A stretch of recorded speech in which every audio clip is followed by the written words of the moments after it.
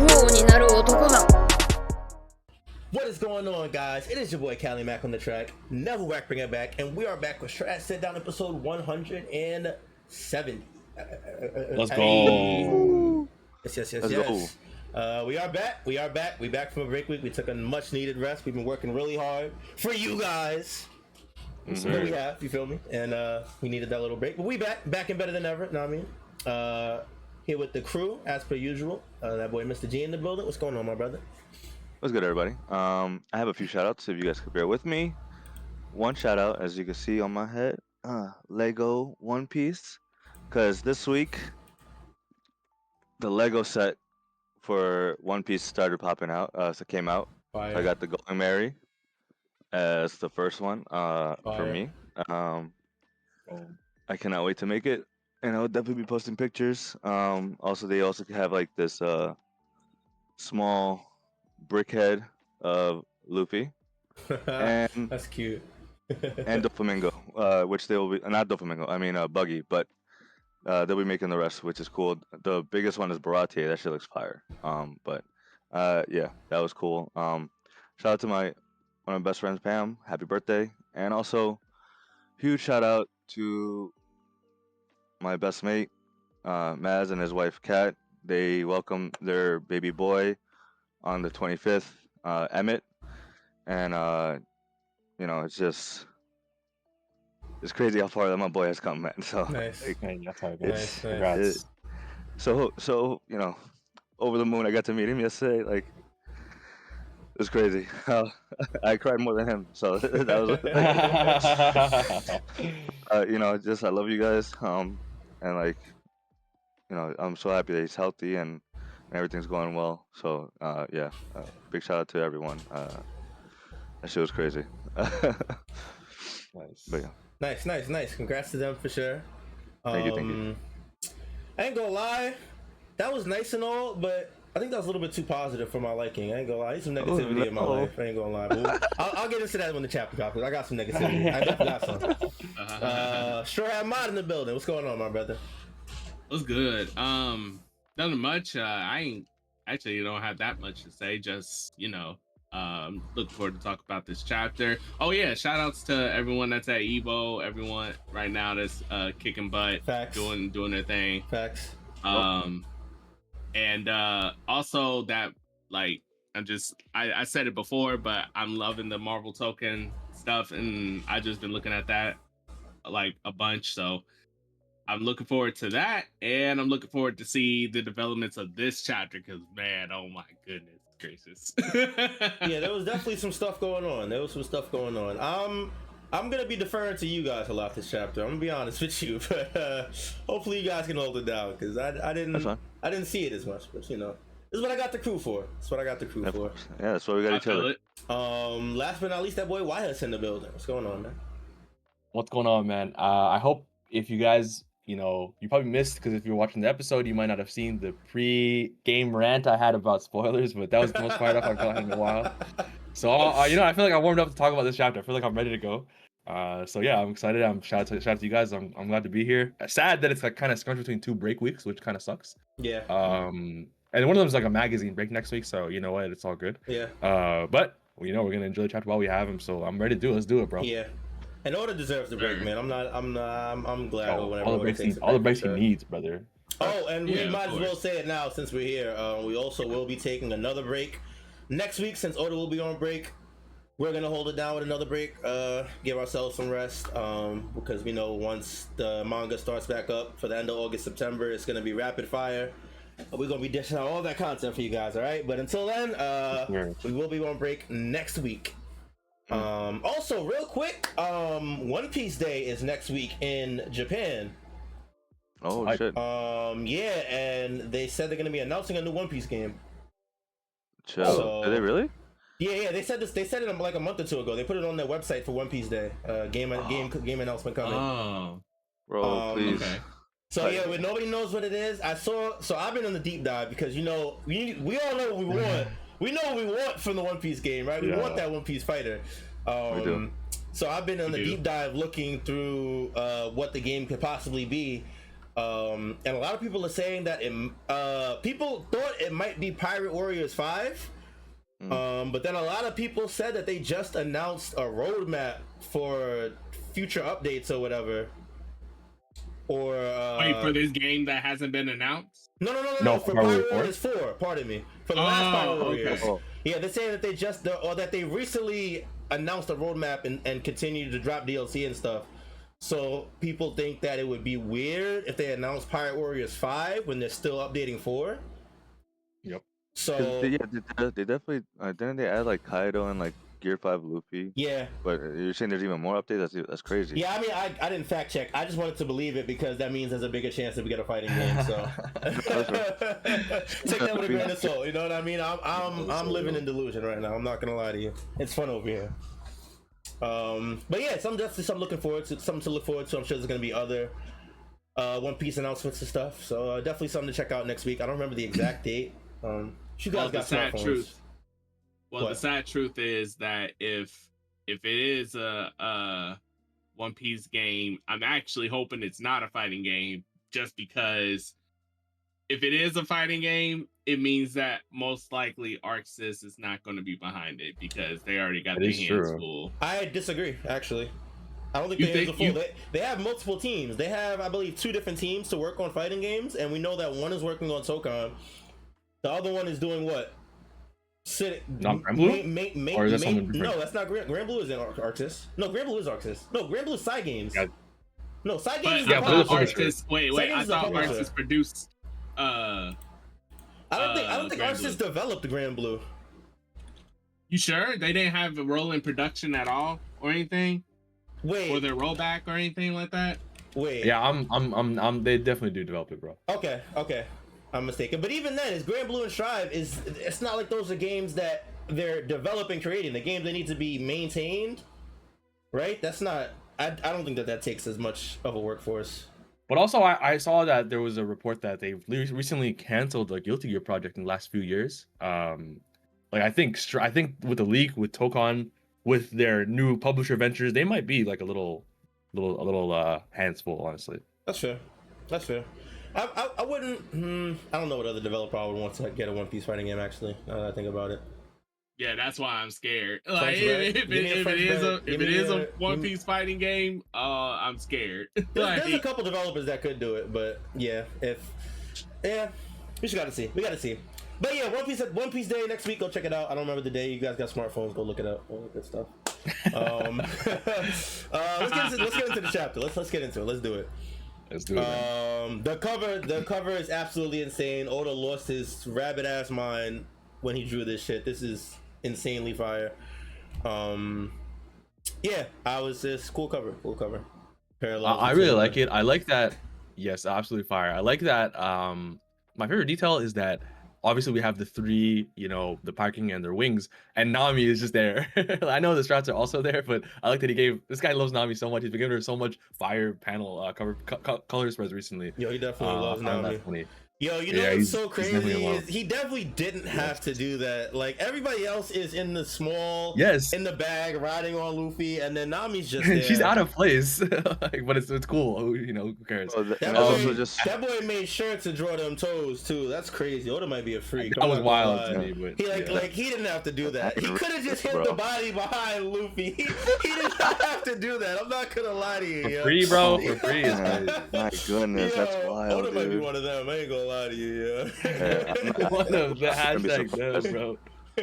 But I will say, definitely because of that, there's like this whole Nami agenda that people are saying that she's might be related to Emu, and that she's actually the true heir to the throne or whatever. What the hell? Yeah, there was this Instagram post that I saw. It was crazy. I'll send it to you guys later, but. Yeah, that's something that they have been pushing. I have to do more research on it, and I'll get back to you guys. I've heard all those. I've heard all those like Nami lineage theories because she's like we don't know her real parents. Right. She was found in like a battlefield. Right, she was found in the battlefield, right? Yeah. We'll see. I wanted to say the only actual thing about the cover spread is that Riley's eyes look like they're like reflecting Luffy, but to me his right eye is clearly like someone's bent leg running. But the left eye does not look like someone's leg. It looks like someone with a peg leg. And we saw Joy Boy. He looked like he had a peg leg. That's all I'm saying, man. I don't know. Oh shit. Oh, you mean Also, the- it's you so. said Gaibon, not Rayleigh, right? But Because you he said- had you some. said Yeah, I Rayleigh, keep calling him that's why I Rayleigh, was man. My confused. bad, Yeah, man. I keep Gabon. calling him Rayleigh. I'm sorry. Really, I was gonna see his eyes right now. I'm confused. My fault. But anyway, I just feel like the reflection is such a weird detail. No one else has any reflections. So yeah, anyway, I thought, little. No, that's cool. That's It's definitely me something to being make note of. delusional. It's definitely something to make note of. Because in 5 years, when we get the Joy Boy reveal, somebody's gonna bring up this cover panel like, "Yo, oh, there's foreshadowing." And the second thing is that I feel like they never put the color panels in the official digital, because what you're reading off of right now, the Read One Piece Online thing, right? So like the manga viz, I never see the color spreads here, and You it's don't? here. I see them all the time. Yeah, When I I read do off too. for Shonen Jump, Oh, they are here. yeah. Yeah, Okay, they maybe are I'm here. thinking Shonen Jump cover. Maybe I'm thinking Shonen Jump cover. Okay, my bad. Yeah, no, I don't see Shonen Jump covers, but I see whenever they do Yeah, I color knew that. spreads, I see them when I read online. Okay, you right. Yeah, definitely don't cover. Let's get into the chapter. Alrighty, chapter 1156, Idols. We start here with the narrator talking about a group of idols, title drop, that roam the seas. We're still in the flashback.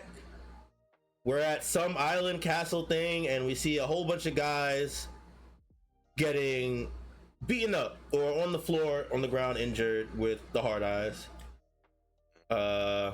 We see the woman complaining that this group of idols stole everything that these people had, and the men didn't do anything, and that they didn't even try to fight.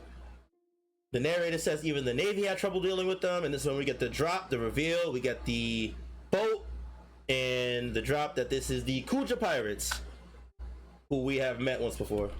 Well, not from this time, but we know who they are for the most part. They talk about how this is a pirate group of all women who shun men, and this is where we find out that in this time period they are currently led by the Empress of Amazon Lily, Gloriosa, who is future Grandma Neon, who is the old lady who was on the island when Luffy landed there. Yeah. She's like the advisor for Boa. All right, because I ain't gonna lie, as I was saying it, I was looking at y'all faces, and I got a little scared that I was wrong, and I started doubting myself. I ain't gonna lie. All right, cool. You got this. You got Yeah, this. you gotta That's believe cool. in yourself, man. I feel like I say that shit all the time too. You gotta believe in yourself. But yeah, so this is the that old lady from that time, but she's young and tall and gorgeous. She says that she's sick and tired of looking like this, though. She says that she wishes she could strip away this beauty of hers. All the women on the boat are completely smitten with her. One of them goes to bring Gloriosa her fan letters. When Gloriosa sees that, she notices a bigger pile of fan letters behind the Kuja pirate, and this is when we find out that this bigger pile is for her first mate, Lady Shaki. Ooh. Yeah, and we see a little funny scene where Gloriosa gets upset that she's the captain. And then we get the narrator talking about first mate Shakuyaku, who outshines Gloriosa's beauty, according to the world, apparently. I think real quick, the little info box for this girl, Tritoma. Yeah. She is the Empress before Boa, so That's it right, goes Gloriosa, Shaki, this girl Tritoma later on, and then Boa, and this is the lady who dies of this lovesick disease thing. This is the lady before that dies Boa. of lovesick, the Tritoma. Yeah. Okay, I remember Grandma Neon talking about that when they were on Amazon Because before. they all got hit by it, but she's the only one that we know that has died. Died from it. Yeah. Okay. Do we talk about Shakuyaku now, or do you want to wait till the actual? I think we keep going. Yeah, let's Okay. keep going. Yeah, we'll see her when we see her. I gotta see that bad lady, bro. So this group of girl pirates are roaming the seas, being girls, and they come across another pirate ship, and we see Gloriosa become smitten by this pirate ship, or rather one of the people on this pirate ship because it's Goldie Roger's pirate ship. We see what's the name of the ship again? Is this even would this even be the ship that he? Aurora Jackson. It is. It's the Aurora. Ooh. Yeah. Aurora Jackson. Aurora. Oro Jackson. I think it's Oro Jackson. Yeah. Yeah. Oro You Jackson. think I'm bringing up Storm's name? Monroe. But yeah, it's the Roger pirates on their ship. They have come to take first mate Shakuyaku from the Kuja pirates.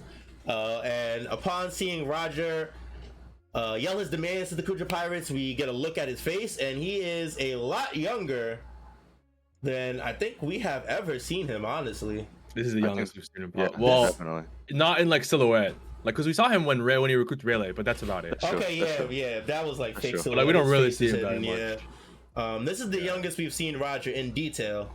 I don't know exactly at what time the timeline is here. I don't think we got a timestamp at the I beginning think of the chapter. we're within the 4 years before God's Valley, according like between the end of last chapter and this and God's Valley. That's like a 4-year gap or so. So you imagine that for the 4 years before God Valley, which was 40 years prior to the main story, right? So I think God's Valley was 38 right now. I think. it's 38 right now. So Yeah. it's like 42 years ago was somewhere between 38 and 42 years ago. Yeah. Okay. So he didn't have his facial hair in God Valley, so yeah, that makes sense. Yeah. Okay. Yeah, this guy is he's definitely still a young cat at this point. We find out this is not the first time that the Roger Pirates have clashed with Kuja to take Shakuyaku. You see Gloriosa trying to vie for Gold D. Rogers' affection. To no avail, because they start clashing, and as this starts, we see a lady kick open the door, and all the girls start going batshit crazy. One of them starts crying. Well, a couple of them start crying, actually. And this is where we get the narrator say that someone once said that her every move and gesture embodied pure seduction. As the narrator is talking, we see absolutely everybody becoming smitten by this person we know to be Shaki.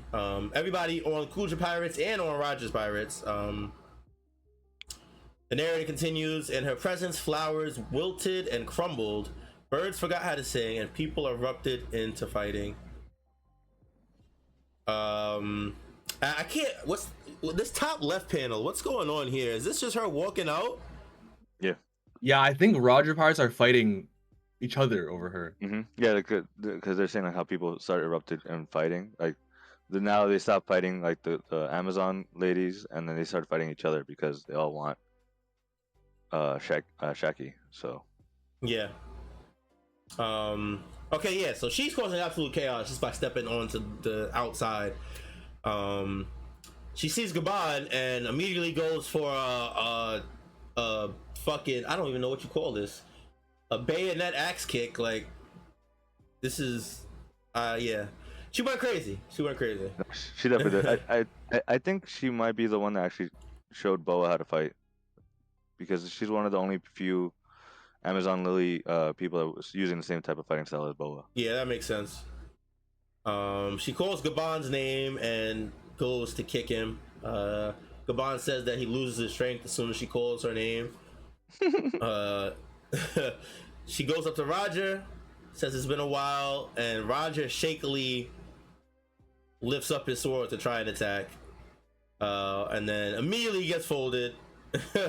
Immediately professes his love for Shakuyaku, who says she loves him too. He's absolutely cooked. You know what? I feel like this pose that he's making, Roger's making, for the sword swing, it kind of looks like the attack, right? Yeah, I think Divine so. Departure? Divine Departure, yeah. So this could be the beginnings of that attack, right? Just something to think about. Maybe. But yeah, we see the narrator continues, in the face of such beauty, the mighty made fool of themselves. And we see Shaku get really close to Roger. I would have folded immediately. I'm gonna just let that out right now. I would have been cooked. Most definitely. Yeah. Most definitely. She pulls up right to Raj's face and says, "I belong to no one." Yeah, I would have been done. I would have been absolutely finished. As is everybody else on the ship, because we see everybody else just completely smitten, screaming. Yeah. We see Shaku tell them to get all the treasure, raid Roger's ship. And then we see Shaku get an interesting moment with Rayleigh, who apparently is the only person unaffected by Shakuyaku's ability, beauty. Yeah. She says, "I feel for you, Ray." He says, "Yeah, a bunch of idiots over here." And then she winks at him. He's like, "Oh shit." He's like, "Wait." You know, I mean, it makes sense. And he ends up wiping her up in the future. So Yeah. like, Yeah. Rayleigh's that guy.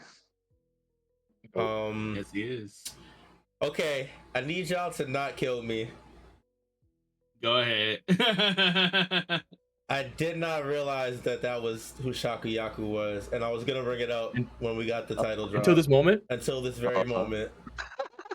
Really? I didn't. I ain't gonna lie to you. That's She's the baddie, and she's the baddie, and you know, with the short hair and everything. I really did not put two and two together, yo. That's so crazy. We definitely clipping this. Bro, we've heard her name before too. Is the craziest part. We have. I did not remember it. I ain't gonna lie. I'll hold the L on that. The minute you said this is why he marries her later, and it just clicked. Everything just clicked in my head. I had like the "That's So Raven" moment. Holy shit, that's crazy. It's lit. Yeah, dude. Yeah. Hey, but you know what? In my defense, I said at the beginning of the episode, I'm gonna need y'all to help me here. So I said at the beginning of this episode that I was gonna be lost. So you one didn't lie. mystery down. We lit. All right, cool. I'll save you by going to the next thing. I think the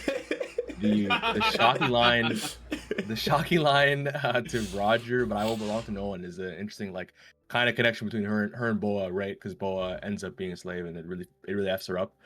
And it's kind of her whole. It kind of is Boa's whole problem with men, right? It stems from that. So interesting that Shocky already has. Obviously, it's not to the same level of Boa, and I'm not saying it's from anything sort of malicious, but it's interesting that she has a free will. I value my own liberty as a woman. You know, it's pretty interesting connection.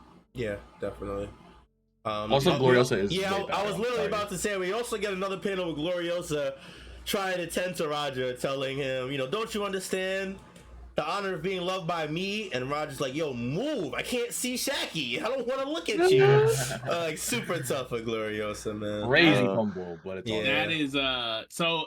I think it's just very interesting in general because usually the MCs or the characters with that type of energy, aura, and all that other stuff, they usually are not affected by affection, love, and they're very stoic-esque and stuff like that, right? And because of Luffy and stuff, Luffy, Rayleigh, and them type characters, I thought that Roger was kind of like that too. But he's like us. He's like, count me, baby. That's kind of real. But it's actually surprising. I didn't think he was he's not like Sanji levels or Scopper Kaban levels, but I didn't know he was basically a normal guy. And I just think that's very interesting. It gives him definitely a different perspective of a personality that I didn't think that he embodied. So I think that's pretty cool, actually. Yeah, and I will say this also makes me realize because everyone keeps saying how Luffy's so similar to Roger. Not in this case, definitely not, right? Because when Luffy first meets Boa, he's like, yeah, I'm good like that. That's not gonna affect me. And then she ends up falling head over heels for him because of it. And in this instance, we see Roger head over heels over Shaky, but she's like, and now it makes sense because Rayleigh is Luffy's master, and he did the same thing to her in a way. So it's pretty cool. Yeah, definitely cool. Do we wait? I I think that it might be potential, but like I know Luffy's 19 and stuff, but like he could just be like a late guy when it comes to Late that bloomer? type of thing. That'd be possible. And he just may not have seen like a woman that could get him like that. I don't know. I'm not gonna lie. I don't know if you want the canon, the meta response to that, but Oda Give me both. The Oda has Give me both. specifically said that he isn't interested in romance for his characters. True. So I True. don't see I don't genuinely see Luffy getting a romantic partner at all. Was that answer for inter-Straw Hat relationships? I want to ask. I feel like I remember. No, something like that was a separate one. But there True was one where period? he Okay, specifically said he was like, this is a story for boys. So I don't like putting romance into the story. So yeah, I don't. Wait, I don't he see said it. that? Yeah, no, that was definitely. He said it's a story for boys, and so Yes. no. Wow, that's actually for the boy. I'm pretty sure he was like, if they want that, you can read shoujo or something. What shoujo, whatever the romance category is. Oh. But yeah. Masa's so disappointed. Yo. That I'm surprised. No. It's one thing to like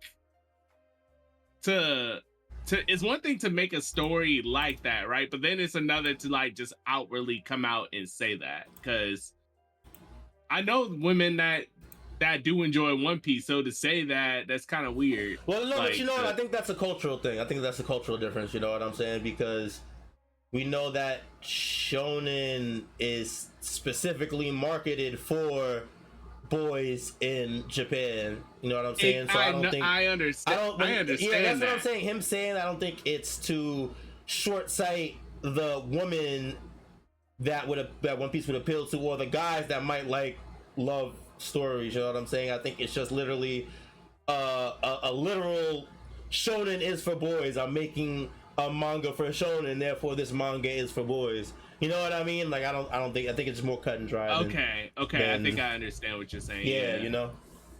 Yeah. But yeah, I don't see Luffy getting a love interest like that. So you know, but you never know. You never know. Oda might surprise us. It's Oda. So. For sure. All right. It's just not a central theme. Yeah, it's not. It's not. Yeah, it's not essential. Yeah. It's not that it's like it has to be like a thematic thing that. Because I think honestly, the most we ever will get is like the stuff that already happened with like Boa and him, and even then he was still nonchalant on that, so it was still like whatever. But still though, regardless, though, it is interesting that he portrayed Roger to be like that in general. Yeah. So, yeah. Could have made him stoic as well. Yeah, it's definitely cool to see a young Roger bumbling, fraud D Roger. Not fraud D Roger. The name of the YouTube title. That is the YouTube title. Drop. That's the YouTube title right now. Not fraud D Roger. It's a young Roger. It's a young Roger. He's still. This is him. This is before he's. So I'm guessing that God Valley is where he really makes his claim to fame. His claim to fame. That's like the birth of the Roger legend for sure. Well, actually, people think it's not him, right? People think only Garp beat Rocks. There's no way. They said no way. Roger though. Yeah, well, that's how. So the God Valley incident is how Garp made his name, because that's where he got the moniker Garp the Hero. Was from the God Valley incident, and they reported as if he didn't get help from Roger, is my understanding. So I think the world at large doesn't know that Roger was part of that. Oh, so maybe. And it's probably the elimination of Rocks that starts the butterfly effect. Yeah, it's like okay, who's next? Yeah, right. As opposed to Roger getting the claim to fame from slaying Rocks necessarily. That's fair. That's definitely fair. Yeah, but it's definitely cool to see a young Roger. Continuing, we see that another ship pops up on the Kuja pirates and Roger pirates. We see the Kuja pirates scrambling to try and steal the rest of Roger's treasure and food and stuff. We got a funny scene where it's like, leave us a little bit of food, you know. And and we see Roger getting ready to escape until one of the other pirates lets him know that it's Garp's ship. And Roger goes into a frenzy, says, disregard leaving, listen up, flatten them all. We actually see a split panel with Garp and Roger both saying flatten them all. So we see that the rivalry between them has already come to fruition by this point. We get the title drop: Goldie Roger, future pirate king, father of Ace. Monkey D. Garp, future naval hero and grandfather of Luffy. Yeah, it's a pretty cool scene. Pretty cool to see them interacting like that. We see both of their ships colliding. One of them, Garp using Meteor Fist, and Roger using Rampaging Spirit. I don't think that's a new one, right? Yeah, I wish I could have seen it. Well, I guess these are kind of these might be the moves themselves. Yeah, I'm assuming these are the moves here, hitting them. Yeah. Yeah, so they clash. Well, not really clash. They hit each other. We get the title. We get the narrator saying Roger, Garp, and Rox, men whose tales were spread as legends in the great age of pirates, first classed here in their hot-blooded youth. This is their first clash. That's crazy. Is this their first? I guess it is. Yeah, So because the way that they interacted, it made it seem like they had history, or like they knew each other. They have some type of rivalry or something. Yeah, definitely. Yeah. I think that they definitely did have to fight before this because someone. Well, actually, can you go back one page? I want to see what the official says. Take a look, Roger. That's Garp's ship. It's what? And then so they start going crazy because they definitely have fought before, but. This is like the beginning. Maybe I guess when they said first class here, like within this era, yeah. as opposed to like specifically this one situation. Yeah, because it doesn't make sense with the context. Yeah, and also the official isn't 100% always right? I think the TCB says it, but at this time, their blood burned with the passion of youth. But I think maybe it meant more something like this was also the beginning of right, their young battles or whatever. Right. Yeah. So then we cut back to the Kuja pirates. The narrator says the Kuja pirates were tremendously popular and an indispensable part of the story. These untouchable idols were the desire of all the salty dogs of the sea, and their bounty posters were traded for considerable sums. Niggas were trading Kuja bounty posters like Pokemon cards, bro. My lord, that bro. is fucking crazy, yo. Just to stare at them, yo. Dude, not just that, but like, real quick, in the Lego sets, they actually give you 4 random bounty posters, right? So I can only imagine like people now are gonna be fucking selling them or trading them to get the better ones, because just like this, that's crazy. Yeah, she told me that like someone got, because they got the Going Merry, it comes with 4, right? And they got 3 Arlong wanted posters and 1 Don Krieg. So they were sick, and nah, that is ass. That's tough. I had to open up and check myself. Your boy got very lucky. I did get Arlong. I got damn, who else? I got that boy. Oh my god, why am I blanking right now? Oh, I got Luffy. Nice. Hype. I got Buggy, which was sick. And then the one that surprised me the most was I got Mihawk, and that one was fire. So yo, you got a big pull compared to niggas that got Don Krieg and Arlong 3 times. Said 3 Don Kriegs and Arlong. Like what? You got lit. You got a nice pull, yo. For real, man. And then like you could have also gotten Alvida, and then the rarest one is definitely the Gold D. Roger one. So, but yeah, nice, I just wanted to share that because I thought it was funny since they're doing it in the series. Yeah, no, that's fire. That's definitely fire. Yeah, continuing. So people are trading their bounty posters for money, and now they have to avoid hitting cameras and pursuers every day, which ends up becoming a problem for them. And then we find out later on, when Shakuyaku takes the mantle of Empress, that her popularity skyrockets even further than it is at this point. And I guess that's it for that part of the story. So I guess I just want to say, wait, what happened, White House? I was gonna say something, unless you were gonna. I mean, I'm pretty sure we were in the similar ballpark. I was a little bit confused as to what the point. Yeah, the point. I don't want to say it so cut and dry, but like I felt like the chapter could have went without that. Like, what was the reason there? I mean, there's nothing wrong with a little bit of like, you know. I mean, there's nothing wrong with it, but a I little feel like downtime content. I feel you know? like at this point in the story and with the way Oda has been going with this entire final saga, everything has been with a purpose. And I say that to say that I know that, knowing that, I would be surprised if this first portion of this chapter didn't come back at some point within this flashback or even this arc in general. I don't see it right now. I'm not gonna lie, I just don't see it right now. I feel like this was just so random. Because then after this, we go right back to Elbath, and everything from this point forward has nothing to do with that first half of the chapter. So like, are you ready? Are you ready for the connecting thread? Go ahead. Oh, okay. All right, because I had something too. Go ahead. Okay, please go ahead, Mister. Please, Mister, go ahead. I I was just gonna say that I think this is just showing us that like the Kuja pirates are integral to the history of all these pirates. Like the fact that like Boa is with Luffy right now. You have Gloriosa that was in love with Roger, got sick because he doesn't love her back. Shaky fall in love with Rayleigh. I think the third one might actually be the one that falls in love with fucking Rocks. And I think we'll see that in the next chapter because we know that Gloriosa ends up joining the Rocks Pirates, and I believe they lose her in a Davy back fight.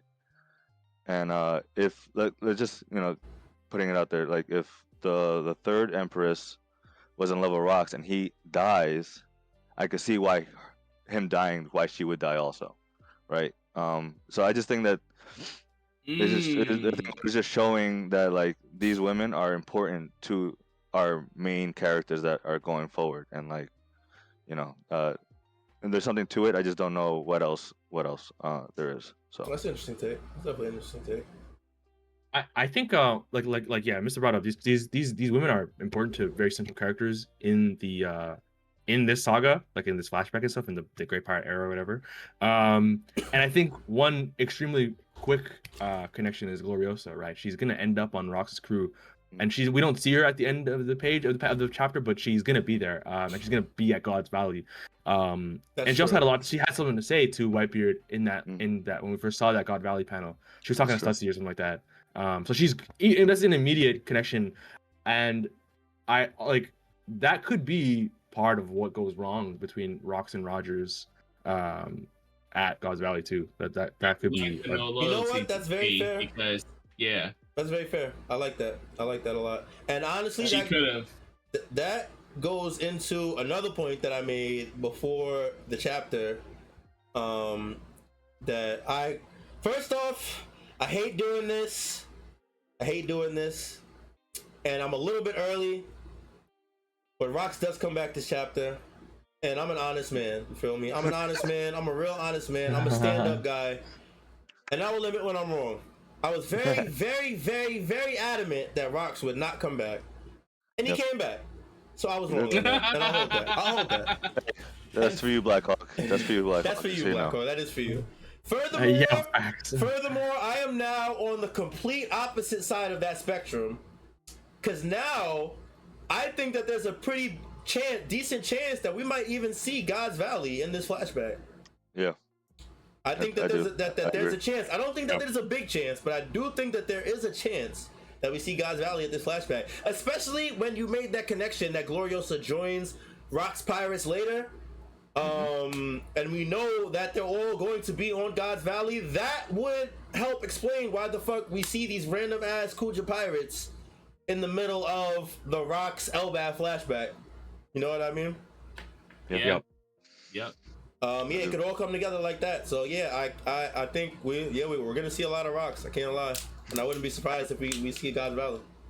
And I will say one more thing. I mean, we will see it later. Rocks himself, he is a soft guy in some instances, right? So I do think like I could see him falling in love and like dealing with that, and that's why he. Wait, Rocks is a soft guy? What? That's what you see later. No. Did I miss something? No, I mean, later on in the chapter, you're gonna see his response to Kaido about when he talks about someone that he considers a pal, a friend. So like.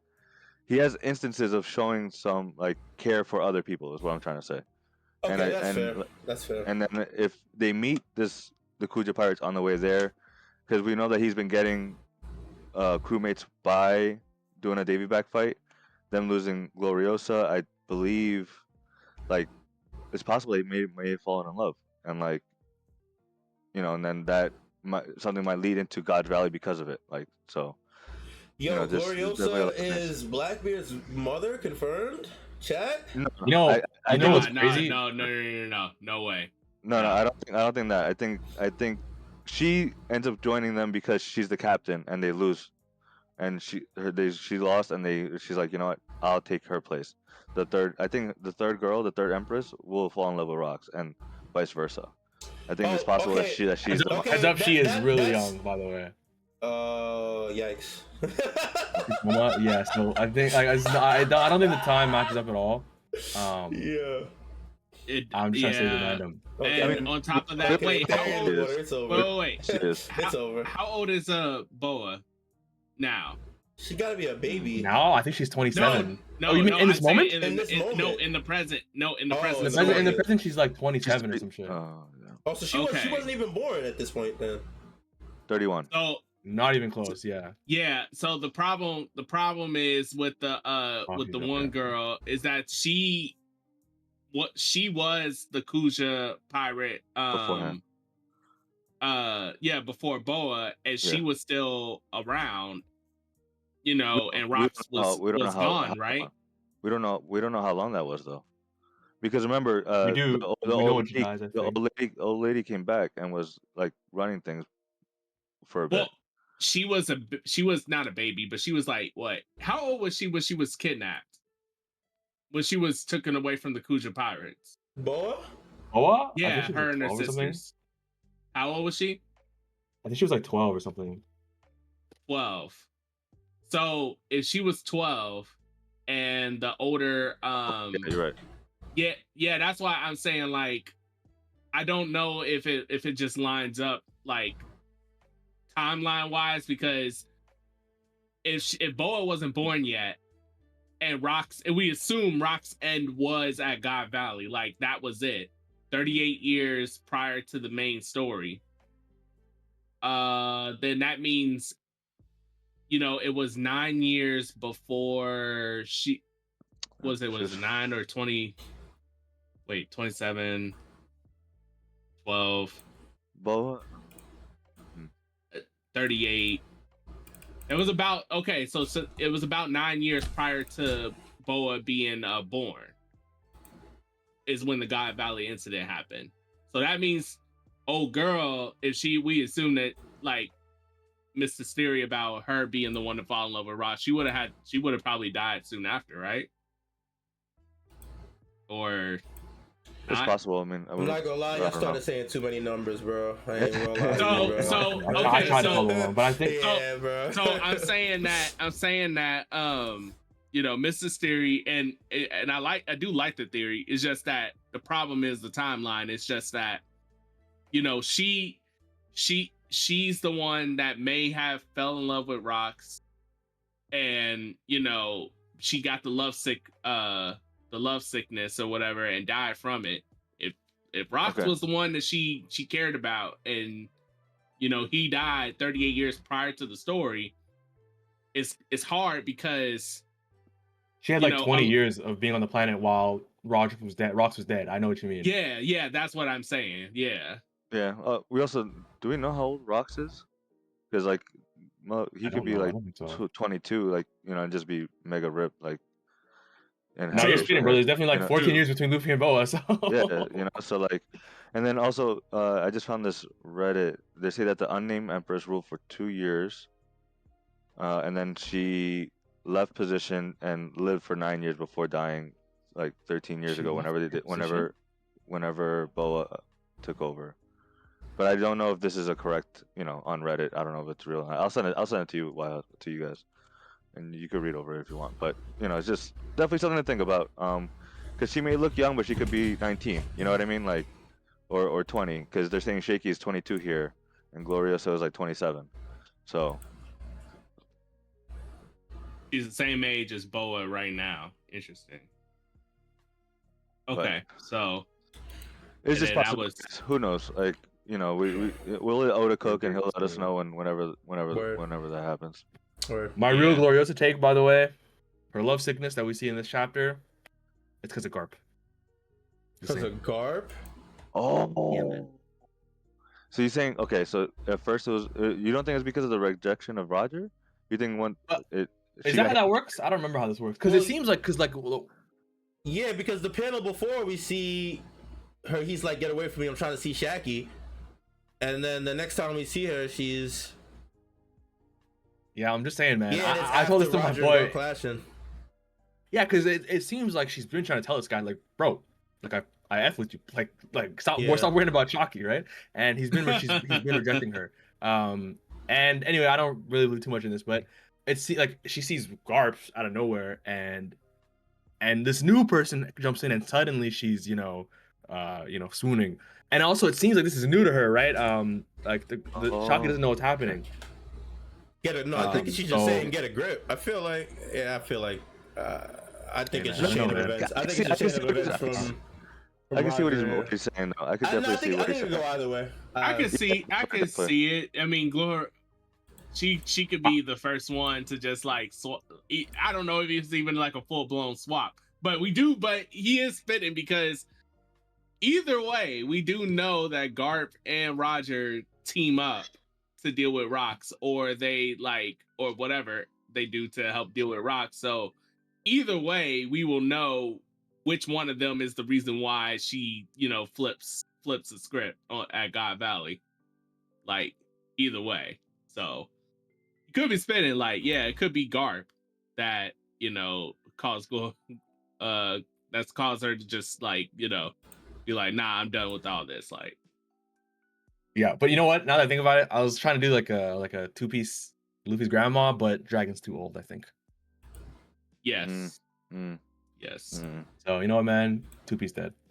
Cause I know people Yeah, were yeah. saying that Shaky and Rayleigh is Mihawk's kid, but I don't know how that. I don't think the timeline works that way. Like would work, right? Because Yeah, is Mihawk is Mihawk definitely like 38 or something like that. Yeah, Well, is it Mihawk- this is it is a Mihawk? bit before,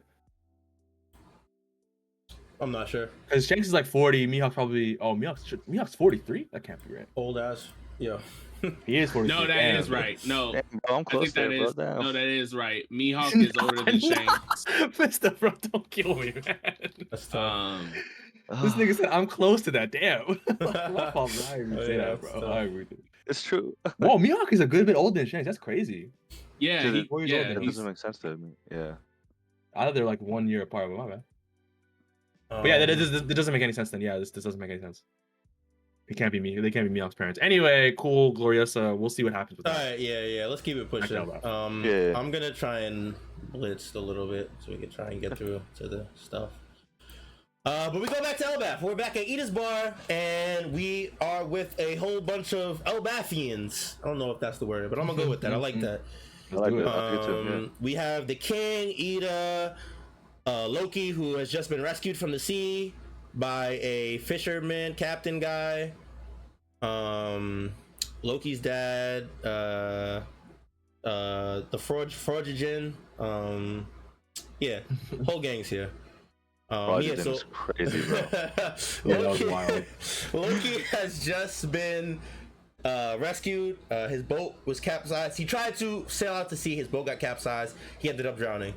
The captain said he wasn't even sure if he should have saved him because he's been a terror. But the king, what's this dude's name? Harold. I got it first. I said it first. I did it. It was me. Harold thanks the captain for saving him and tries to make sure his son is good. Ida rips into the captain like, what do you mean you were going to save him? He's a child. What if he died? Harold tries to calm Ida down, says that it was Loki's decision to go out to sea, and Ida's like, fuck that, I'll kill you. Gangster. But it is nice seeing. I enjoyed Ida's character in these couple scenes. It was 1,000%. it was very nice, very mature. The way that she handled it. Loki says that he didn't ask for help, and the captain's like, you see what I'm talking about? And Ida tries to stick up for Loki. She's like, he lost his mom, dad's not around, he's a lonely kid. And Loki's like, bitch. He's like, shut up, you hag.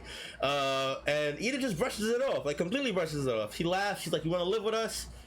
And Loki and Hajin are like, hell no. Loki rips into her, which was crazy. Yeah. This girl is literally advocating for you. And he's like, you just want to pretend to be my mom and live in the castle to get the money. And Hajin flies off into a rage. Harold tells him to apologize. You've crossed the line. And Ida is just completely smitten. She's like, you kids are so sweet. Yeah, and somebody, I'm guessing that's Harold, says Ida's being too soft on him. Mm-hmm. Yeah. Well, you're never even here, bro. Yeah, like first off, you're like, what are you talking about? It's because of you, son. Yeah, like you're not helping the situation. Like, It's literally your fault, bro.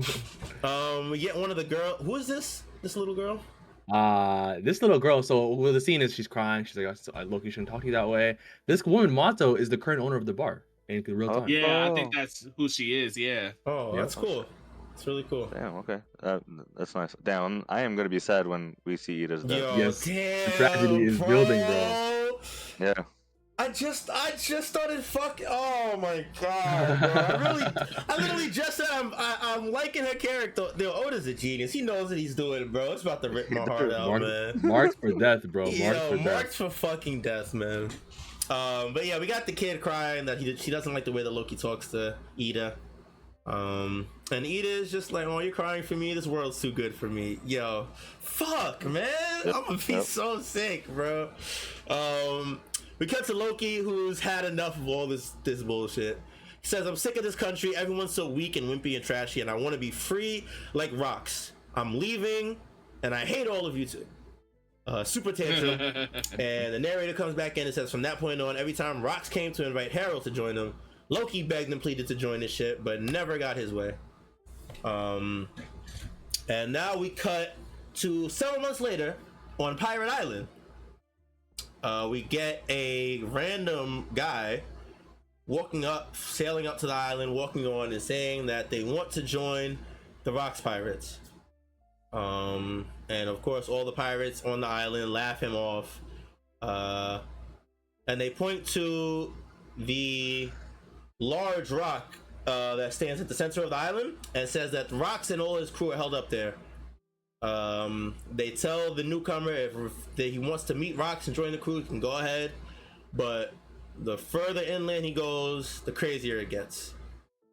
He says good luck trying to get there, and then he tries to kick the guy. He says I'll give you a little push, and tries to kick the guy. The guy goes to reach over and palms this guy's head completely in his hand. Absolutely monster man. His name is Monster too. Oh, Mobster. Yo, reading. But yeah, this guy palms this guy in his hand, and we get the face reveal. This is Mobster Kyo, also known as Kyo the Hitman, also known as in the future as Silver Axe.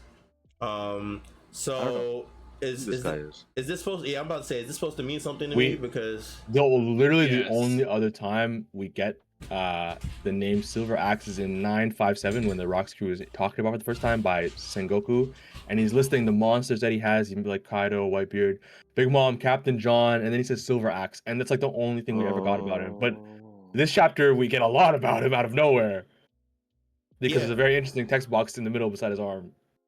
The powerful figures drawn to Rocks brought in other mighty types in their wake. Wait, is that what you're talking about, or just the mobster? No, I meant the person saying what's Shiki's rival. I'm blind. Yeah, this was a point I saw people talking about on Twitter a bit. That's crazy. Yeah, Shiki's rival is interesting because we don't even know too much about Shiki himself. We don't, and the little that we got from the last few chapters, I think it was literally the last chapter, where we got the text box of the three people that were with Rocks in Elbaf.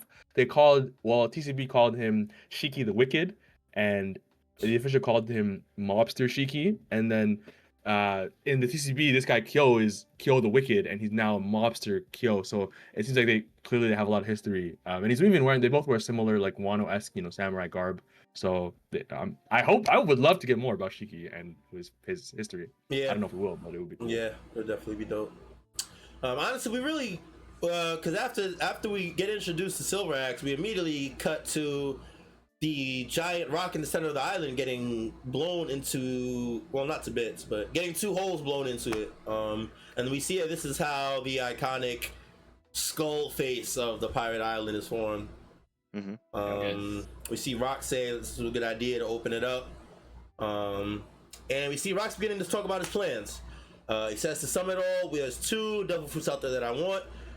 One of them is most likely found on Elbath, and its power will only be truly unlocked if Harold eats it. Insane sentence to just randomly drop. I think that this has given credence to a lot of the second Joy Boy fruits theories. Yep. I also think fruit, that yeah. it's I think to me what it really confirms is that Loki has this fruit. Yes, whatever this fruit is definitely Loki. Yeah. But it makes sense to Loki at it. So I think it debunks stuff that what people thought that it being the gum fruit, right? Because Yes. it has to be unlocked by the king, like the blood of Harold. So Yeah. which I think is a crazy prerequisite to have for a fruit. I don't think Right? a That's like fruit. the I first- don't think a fruit has ever even had a prerequisite before. Right, like that, right? 'Cause Yeah. that's Not at wild. all. Like So we've never had a fruit that was like you need to do something before you eat this fruit. yeah, so like that's Partly because of that, Well, I kind of think that it might not be something that specific. It might just because Harold's a huge freak of nature that's very strong. I don't So know, it maybe. was more so because if a strong person like Harold eats this fruit, Who also happens to be a use fucking, his power 30 well. feet that's what monster. I Yeah, think. okay. Yeah, because I mean, you could argue because the language here it says the power will only truly be truly unlocked if Yeah. Harold eats it. Like someone you could tap into it, but maybe not tap into its full potential, if you're not someone. Yeah, if you're not someone like Harold. Probably the same way as like the Law's devil fruit. Like I could see someone saying the same thing about Law's devil fruit because of Law being a doctor and a surgeon and all that other stuff And he's that able he to- could yeah, tap okay, into the yeah. potential. That makes sense. Yeah. Yeah, no, that's fair. And it could also just be straight up. It could be straight up a fucking bloodline like element too. Like it could be something like that too. It's With not the off table. the ancient giants too, like the bloodline of Yep. the ancient giant. Yeah. Yep. Yeah, I can't lie. If this is true, then the credence that Loki would have this fruit, also the Loki has this fruit, that theory has more credence, and I could definitely see a certain somebody. This is definitely it's looking like a certain somebody might show up sooner than later. I ain't gonna lie to you, man. Yeah. I def see it happening. Everything is pointing in that direction. That we're gonna see a certain face in Elbath sooner than later, man. Mm-hmm. And also, I just got to say that, like I said before, he ain't in no C Prism cuffs for no reason. I'm just saying, like, he want that final one off so he could show off his double fruit. Like, You was spitting, bro. Yeah. Bro, I already said I was wrong once. I'm not doing it twice, bro. I ain't gonna lie, bro. You're not getting too out of me, bro. You're not getting too out I'm of not gonna me, lie. buddy. Me and Kylie taking L's. Me and Kylie taking Yo, L's. it's tough today, bro. I ain't gonna lie. It's a Hey, tough okay, episode, okay. man. Alright, yeah. So he talked about this fruit, and then we learn about another goal of his through Pirate Captain John. That he wants to find Galilea, who we just heard about 2 chapters ago, or 2 or 3 chapters ago. John says he only knows about as a legend, and then Big Mom, Lin at this point, cuts in and says that she has an information network on the hunt, but there's no hint of a band of frozen giants anywhere. Whitebeard says that they exist in their corpses, and then we get another pirate, Struzen, Linlin's partner, that says, "Good point, they ain't coming back to life." And to this, Rock says, "Shut up, we're talking about dreams here." When it says Linlin's partner, is it like That's the guy that gave her that. He's the cook.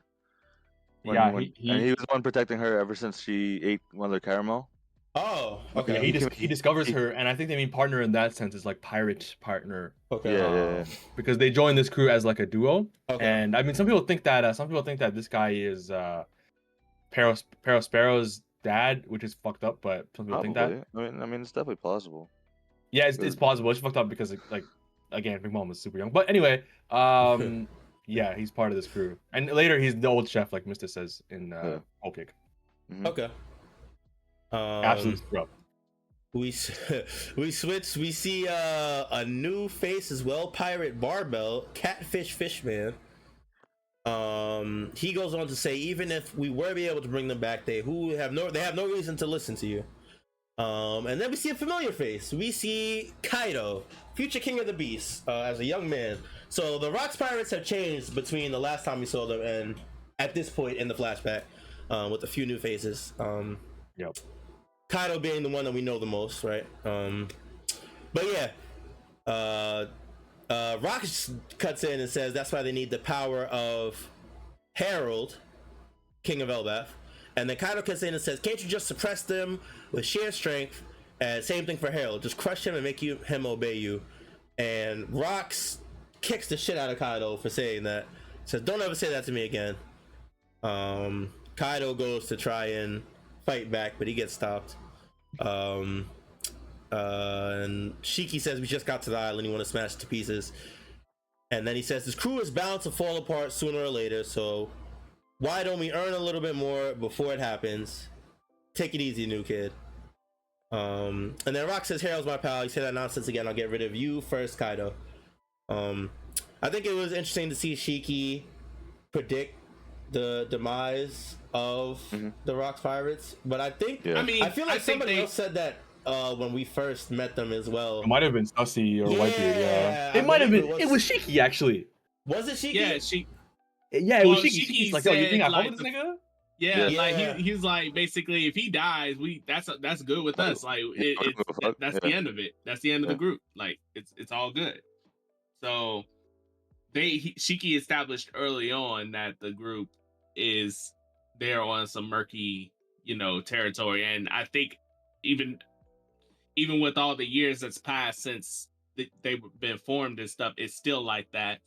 And I don't think any of them are in that delusion that the group will last. Well, I will say probably none, most likely none of them, because I think they all have that impression, or that like oh, this group will end in the jiffy if something falls off. So that's probably the reason why they look out for themselves in the first place and everything like that. But Shiki's just saying like, hey, look, this group is gonna end, but like, let's do it on good terms. Like, let's do it on. Yeah, let's milk the most of it we can. Yeah. We also get Rocks defending Harold. This is where my comment comes in from before. It does seem like it's out of genuine friendship. Like, it doesn't seem like it's on some snarky shit. Like, genuinely considers Harold a friend. Which is interesting. So I guess he does have I just don't know if I'd call it soft, but he does have he does care for, he has shown he has the ability to care for people. Yeah, that's definitely better than soft. Agreed. Yeah. I'm gonna be I'm gonna be the one here. Okay. I think he quote unquote cares, but the care is for a means to an end. I'm gonna say. I agree. Those well, type I don't people. Know if I agree. Those type people where like they say they care, right? But they care because they know what you can do for them, type thing. Okay. And that's the type of impression he get, because if he like legit cared, like truly legit cared, he would take heed to the fact that Harold does not want to join his crew, and he keeps asking him over and over and over again. And he's talking about this hypothetical world where Harold will eat the devil fruit that he wants him to eat and channel his power for his benefit. Like, so it feels like I see what you mean. yeah, like it's coming from a place of a means to an end. Even though they do, I'm not saying they have no camaraderie together, because strong recognizes strong, real recognizes real. And on top of that, every time he goes there, Harold feeds him and stuff. Like, so there's probably, you know, like that. But I think at its core, at its prime core, is coming from a place of, you know, Harold's that guy, and they have that devil fruit. And if Harold eats it and join my crew, oh my god, I will be the strongest dude on. I will be the GOAT, undisputably, of this earth, and I can do whatever I want. I think that's where it's coming from, not necessarily like he's my best. Well, he did say he's my friend, but it's not coming from a genuine friendship like type thing. Like Luffy, for example, respects people's wishes. I don't know how much that extends to Rocks. You know what I mean? I do think that I agree part way, but I also think that if he didn't genuinely consider Rock's a friend, he has no reason to kick the shit out of Kaido right here. No, because he believes it. No. I think he believes he's his friend, but it's coming from a bad place of what you view friendship is. You know what I mean? Like, I can be a friend of a person that I abuse or do something bad to or whatever, and genuinely in my head think I'm their friend. You know what I mean? And stuff. Even though there's probably a more objective measurement to like what a legit friendship is, that, you know, that people follow. I'm saying like Rocks, and I'm not even saying it's that far for Rocks and Harold, but I'm saying like for Rocks, it's coming from it feels like it's coming more from a place of like, I know what this dude can do for me because of how strong he is and who he is. Like, so that's and he's and obviously they clash and they know each other's power and stuff. So he views him as like, no, if there was a dude that I respect that will be right by my side, it's Harold. It's I was gonna say that my only contort is that he does respect them though, because if he didn't, he would have just forced him to eat it and like and then, you know, taken over oh Elbaf. yeah, But no, for he years he's been, absolutely you know, respects him. yeah. No, he does. I think this specific Kaido scene is indicative of like a pure, in Rock's eyes, friendship with Harold. I don't think this scene comes from. I think even if he, like, let's say he didn't view Harold as a means to an end, I think he would still feel this way about Harold. I think this scene kind of shows that. I think the scene is from a pure perspective of like friendship for Harold and like respect for him. But I still think that what you're saying about him is true. He also still doesn't respect his wishes and doesn't ultimately care for him in that sense. He doesn't reach that pinnacle of care and genuine care. But I still think this is a in some paradoxical sense, I think this is a pure sign of friendship in this scene. But I still agree with you overall. I mean, no. Like I agree too. Like, he legit feels like that's his friend, and I do think he respects him. But there's like, I feel like there's a level, like you pointed out, that he hasn't reached of like actual genuine like care, because one of the main things you could argue that you legit care about someone is respecting their wishes and stuff like that. He says right here, and we know that there's been a time skip, there's been years has gone by of him constantly asking him to join. He says it after years of rejection.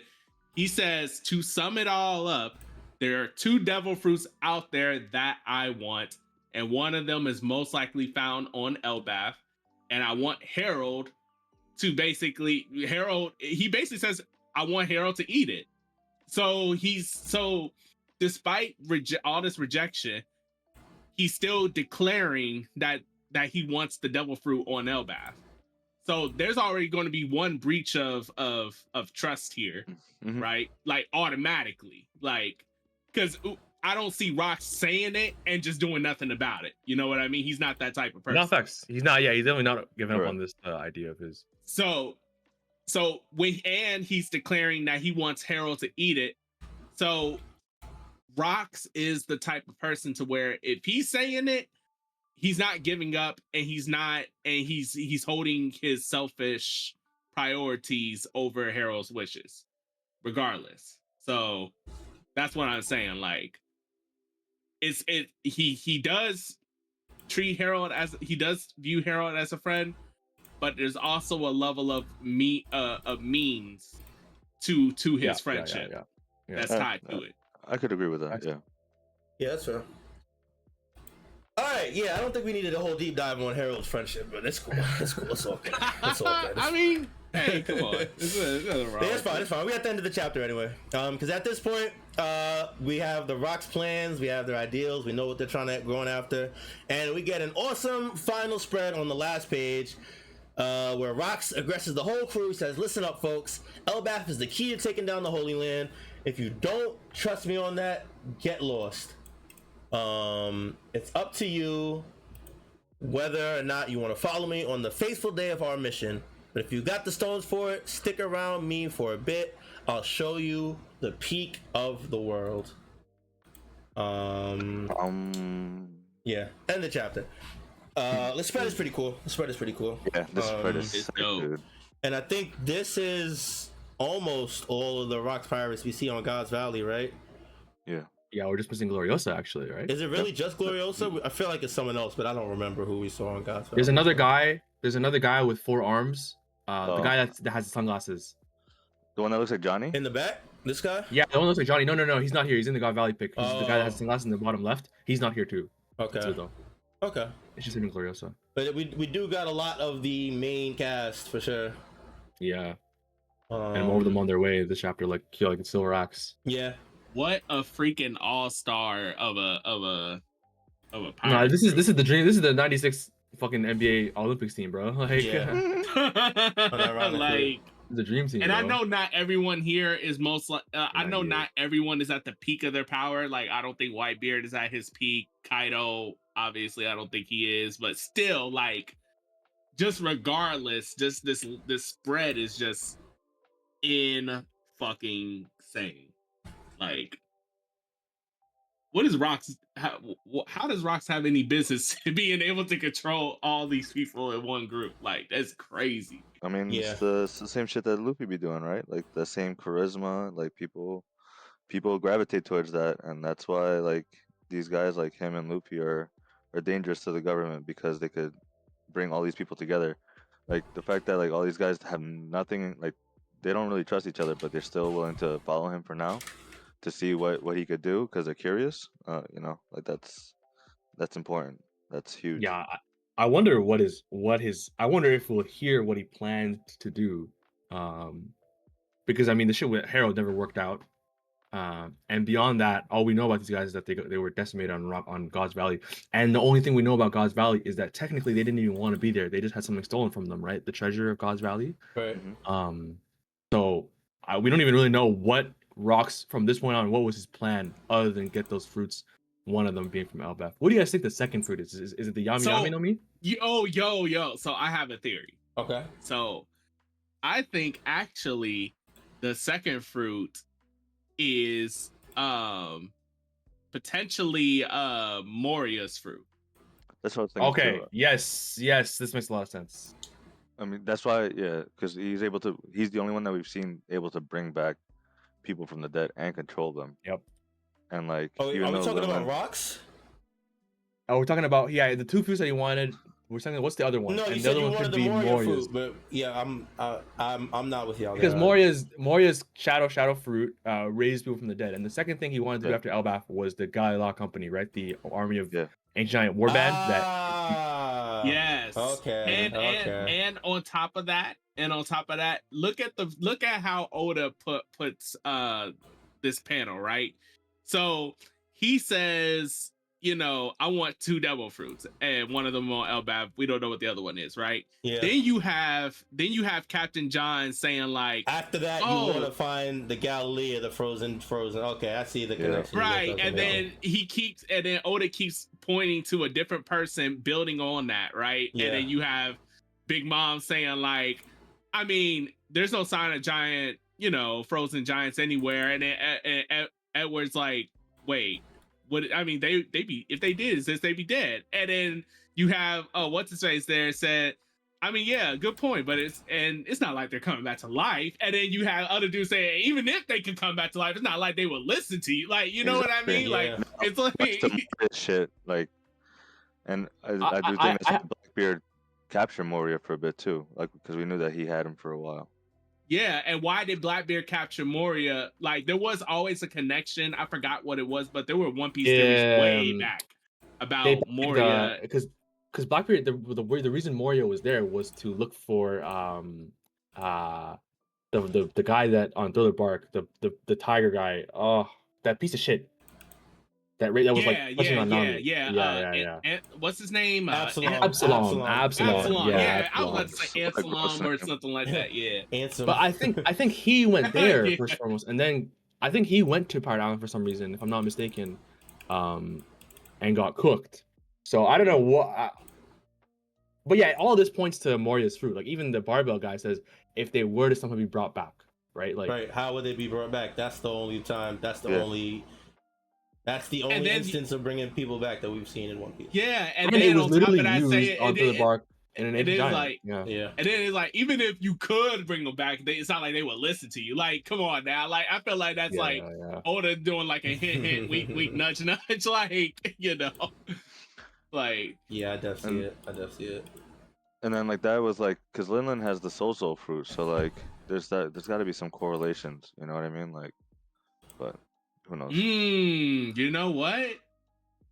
Damn, that's actually a good point. Because what if, I mean, like, she could take people's souls, right? And you know, do they maintain their same personalities if she takes souls or anything like that, or do they just get their own personality when she, you know, injects people's souls into like other objects and become homies?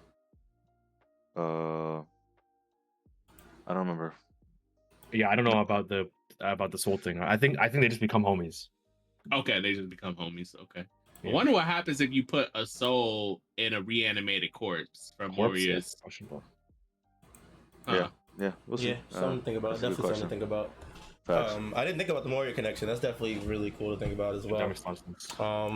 I guess there was some hidden stuff in this chapter. Look at that. That's crazy. Yeah, and at this point, does Rox have a devil fruit? Because I mean, we've never known. Yeah, that was another point that I did want to bring up earlier, because this guy just blew 2 holes in the mountain barehanded. Like, he's OD, bro. Remember, bro. He broke the gates of justice. They did say when he went to attack Loki the first time that whenever he swings his sword, it's like an explosion. Oh, he did say that. I do remember saying that. Yeah. A reason why I said that though is mostly because of the fact that, like, I know we don't exactly know the mechanics behind why Blackbeard can take multiple devil fruits, and maybe in extension his crew as well, because they're hunting devil fruits despite most of them, if not all of them, having a devil fruit anyway, right? Yeah. So I'm assuming this means that you can extend that to other people, or other people could do it. I'm also making a correlation causation type thing with the Yami Yami no Mi, because that's why Blackbeard wanted it, and that's why he staked, you know, his time on the Whitebeard crew looking for it, because he knew he would find it, or was very sure he could find it, because he said if he didn't find it, then that's just what it is, and he just, you know, will ride away there. But yeah, so I'm assuming that it has something to do with maybe that or something else. But the fact that we hear Rox talking about, I want 2 devil fruits. I know he said like he want Harold to eat 1, but I'm assuming that maybe it also has something to do with the fact that if he has the Yami Yami no Mi right now, then something involving with that he could, you know, get Moria's devil fruit. I forgot the name of that devil fruit. Why does she remember the name of it? It's the Kage no Mi, but I didn't remember that. I don't know. I heard it recently because of this theory. Oh, okay. So yeah, that devil fruit plus the Yami Yami no Mi, and yeah. So I was just thinking, like, do y'all think he has that devil fruit right now, or is he still devil fruitless, or does he have a different devil fruit altogether? It's a good question. I would like if the Yami Yami no Mi was Blackbeard's addition to the plan. I would like that a lot. I would like that if he was like, you know what, I know this one thing that can be like the thing that Rocks maybe didn't realize he needed, and Blackbeard was like, "This is the missing piece," That would be cool. Yeah, because like, Do you? like Callie, because I Oh, know Callie said this okay. before in a previous episode that like Blackbeard is doing all the steps that Rocks did, but like correcting them, like the correct, Yeah, like he's succeeding in trying to them. learn from his pop's mistakes. Yeah. He's Yeah, also exactly. lacking. He's also completely lacking this honor that Rocks has too, right? And I Yeah. feel like the Yami Yami no Mi is kind of like symbolic of that darkness, So I Okay, can see that being okay. him. Look at you. How do you figure? What honor does Rocks have? Like, wait, why Alright, did you say okay. something? Sorry, I was talking to my sister. Oh, okay. I was Okay. like, all right, cool. I was Nice like, talk, wait. good talk. I was thinking to myself, like, wait, did my shit go out? Yeah, Like, No, I'm sorry. Shit I crash. had to turn my headphones off. What did you say? Sorry, brother. How is Rocks honorable? Where is Rocks' honor? Well, I was saying that the Kaido thing where he's like, "Dog, I would never snake that nigga," right? No, that's fair. That's fair. Blackbeard would snake this nigga in an instant, bro. Yeah, no, that's fair. I Yeah. agree. He wouldn't And even then think on top- about it. and then on top of that, him doing Davy back fights technically is the honorable way. Yeah, he's doing it by the book, the rules or whatever. Yeah, he's not just taking people as slaves, not forcibly. Like he's playing the game to do it. Yeah. I get it. That's definitely fair. On top, but I think that like the reason why he knows to Blackbeard, mind you, knows to do everything a certain type of way is because he probably got either he was told about Rocks by someone probably in this lineup of people when he was in a younger age, or like his own mom, whoever that was, or they had Rocks' journal. Or Rocks is still alive. Ooh. Oh my goodness gracious! No way.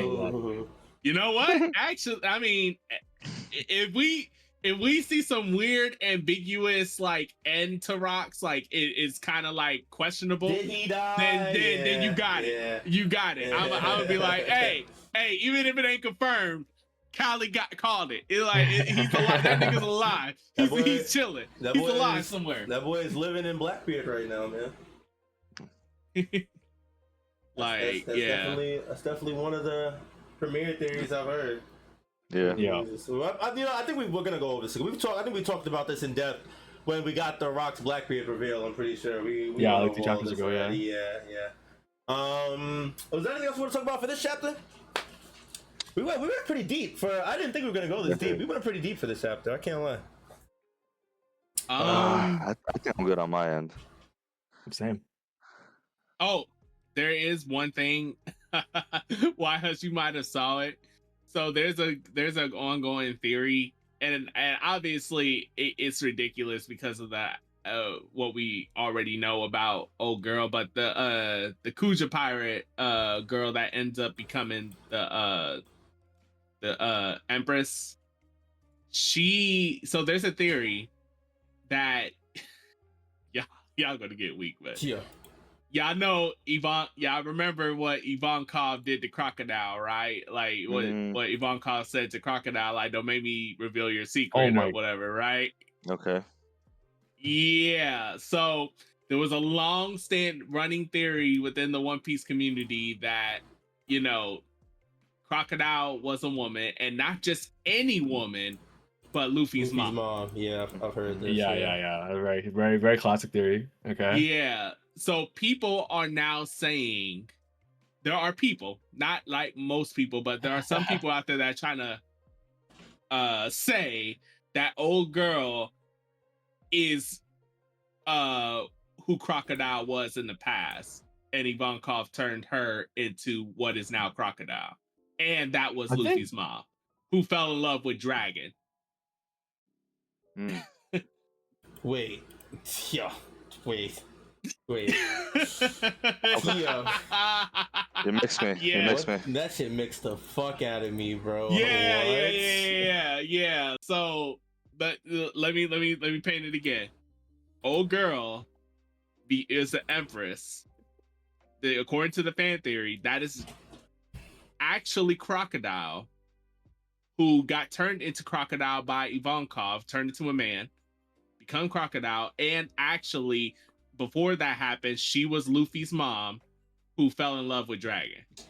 Where does Dragon fit into the equation there for people to even assume that? Because Dragon is Luffy's father. No, I mean, I get that. No, but I mean, why would she meet Dragon? Because the theory is coming from a place of we believe that this was who Crocodile was, right? And on top of that, they might be also using the fact that what's her face? Shaki was with Rayleigh, Glorious was with Roger, or fell in love with Roger. Would it make sense that she fell in love with Garp's son, Dragon? That's where it's coming from. Yeah, that's some nonsense. I ain't gonna lie to you. Yeah, man. Yo, people just be saying shit, bro. Like, what the hell? I'm gonna believe Granny Neon when she says that the elder died, or the Empress died of love sickness. I hate that theory, bro. Yeah. We also saw Crocodile 22 years ago at Rox's execution, right? So Roger's execution. Rogers, did I say Rox? Yes, you did. Wow, this nigga is infiltrating my psyche. This nigga's a gold already, bro. Damn, no, you know what? I'm with Mod. He's the real Pirate King, bro. Yeah. He's the true Pirate King. That's what I said. I was like, Oh yeah, my I do think, goodness. like the unofficial Pirate King, like, cause he's fucking rocking everything, bro. He's OD. He's No, looking like this the is gold. this is definitely Rox's era. This current time period is 100% Rox's era. Mm-hmm. Oh yeah, 100%. But I'm definitely interested to see like that final God's Valley battle and see how much did Rox no, not Rox, but how much did Roger and Garb contribute to that fight. And like I said, I don't feel like Roger and Garb were at their primes when they took down Rox or whatever, and they got even stronger. But I want to see how much of a struggle it was. Like, was it one-sided and Rox was just rocking they shit, or was it like kind of even? Like, I'll be. Damn, if we see that fight in this flashback, I'm losing my mind. I'm tweaking, bro. That shit would definitely be dope. That shit would definitely be dope. The only one that would be able to tell us would be Gaibon. Yeah, he's here right now. Yeah. So yeah, he's here, so it's possible. I mean, but we said that earlier. That makes sense from the story perspective why we've been getting Goldie, Roger stuff. Yeah, because Loki's not telling us this shit, yeah, bro. Loki wouldn't know this shit, right? Yeah, facts. So, yeah. We just gotta see. Yeah. All right. Anything else before we wrap it up? No, sir. We lit. Big shout outs to everybody who hung out with us today. We appreciate you guys. If you guys are not watching the episodes live, you need to be watching the episodes live every Sunday, 12 p.m. twitch.tv/Cali_Mac or out on YouTube at Straw Hat Sit Down. All right. Big shout outs to everybody that watches this podcast after the fact on YouTube, Apple Pod, Spotify Pod, etc. We appreciate you guys as well.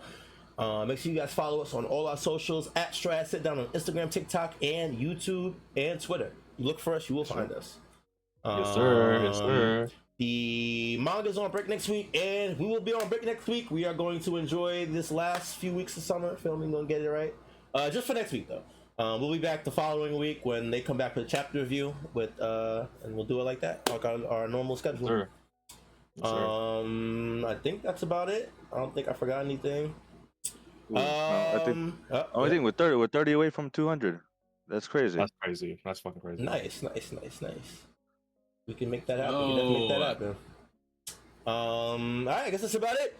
Hope you guys enjoyed the episode. Much love to my crew. I appreciate you guys as well. You know, I don't tell y'all I appreciate y'all, but I appreciate y'all, man. You guys are the goats, man. Likewise. I appreciate y'all too. I'm gonna start crying. Oh man!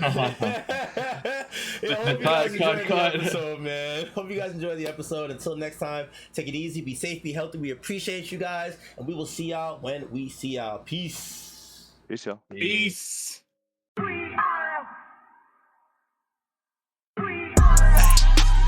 Who gon' get down? We are. This that straw hat, sit down. We are. Who the crew with the fleet? We are.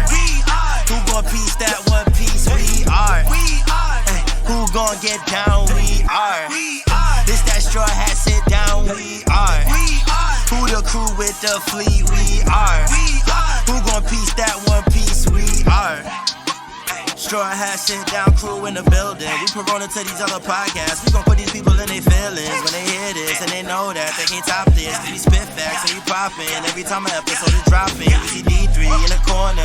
Mister, that's a real G with the green screen in the background. Got him looking like he in a real scene. We got Big Mod in the cut. Always ready with rebuttals, but he bring the knowledge when we in the huddle, so you know the crew is never gonna fumble. And it's why us, last but not least, if you ask me, then Cali, mad the captain, make him rally around me. Every Sunday, we gon' run deep, and we can't stop until we find out about that one piece. Who gon' get down? We are. This that straw hat, sit down. We are. Who the crew with the fleet? We are. Who gon' piece that one piece? We are. Who gon' get down? We are. This that straw hat, sit down. We are. Who the crew with the fleet? We are. Who gon' piece that one piece? We